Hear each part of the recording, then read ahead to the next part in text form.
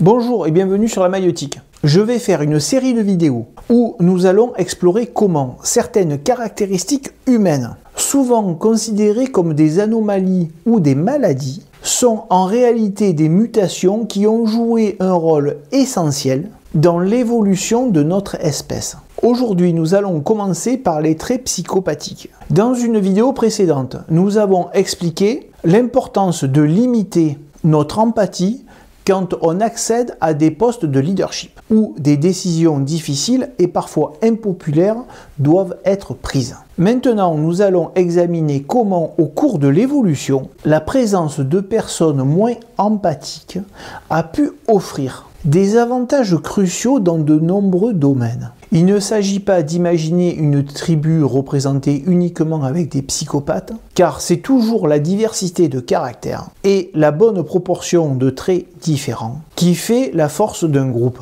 Aujourd'hui, on estime entre 1 à 3% de la population générale qui présente des traits de la psychopathie avancée. Et à l'époque de la préhistoire, nous savons que les groupes d'individus humains dépassaient rarement les 100 personnes, en appliquant les mêmes proportions qu'aujourd'hui.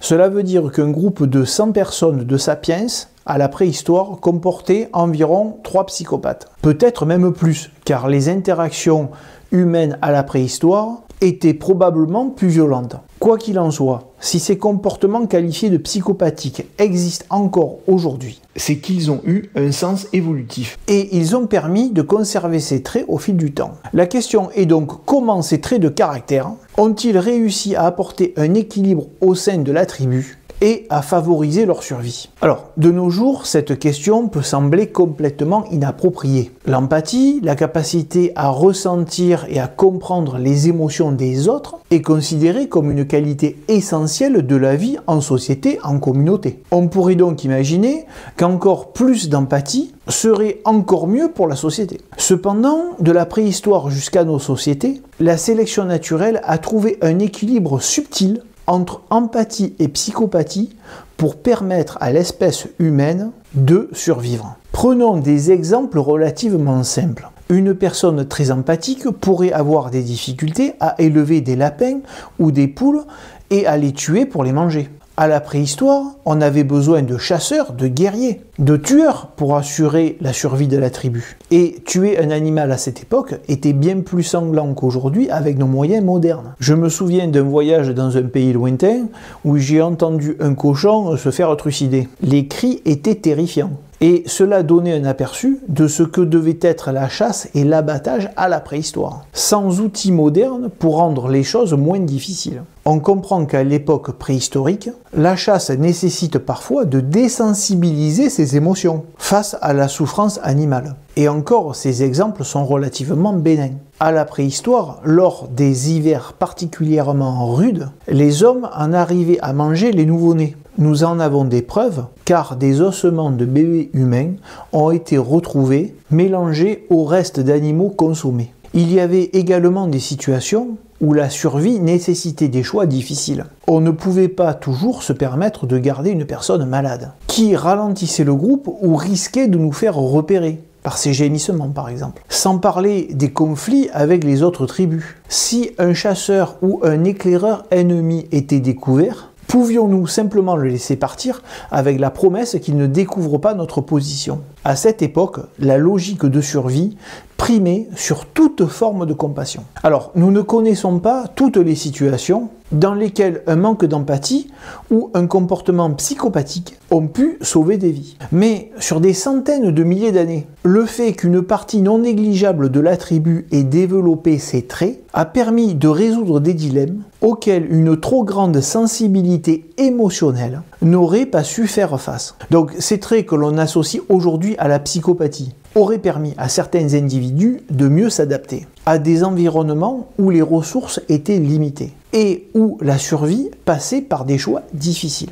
Les caractéristiques comme la froideur émotionnelle, la capacité à prendre des décisions sans être influencé par les émotions des autres ou même la manipulation, pouvaient s'avérer utiles dans un contexte de survie. Mais comme toujours, c'est une question de dosage. Il ne fallait pas que les groupes de la préhistoire soient composés uniquement de psychopathes, mais plutôt qu'il y ait un bon équilibre entre psychopathes et empathiques. En effet, il fallait des personnes capables de tuer les lapins, mais il fallait aussi des personnes capables de les élever, d'être à leur écoute, de savoir ce dont ils avaient besoin, de les soigner. Donc une personne plus empathique pouvait mieux comprendre le besoin des animaux que l'on élevait. D'ailleurs, l'empathie a aussi permis d'apprivoiser des animaux, comme par exemple les chiens. C'est une relation qui a été gagnante au cours de l'évolution.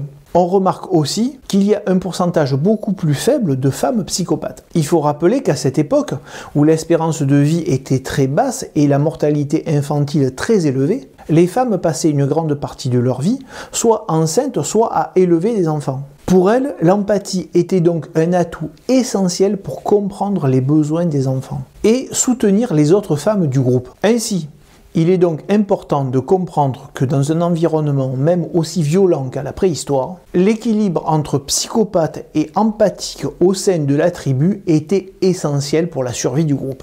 Et cela vaut encore pour aujourd'hui.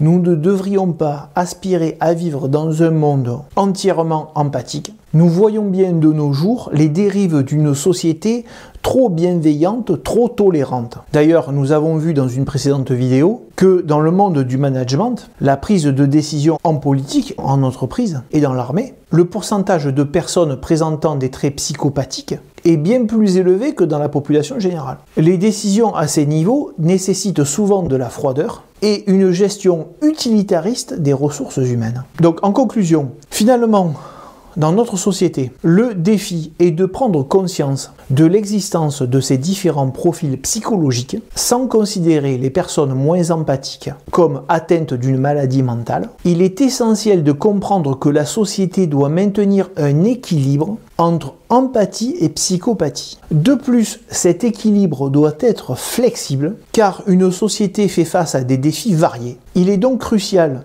de pouvoir s'adapter aux nouveaux enjeux qui se présentent. Merci et au revoir.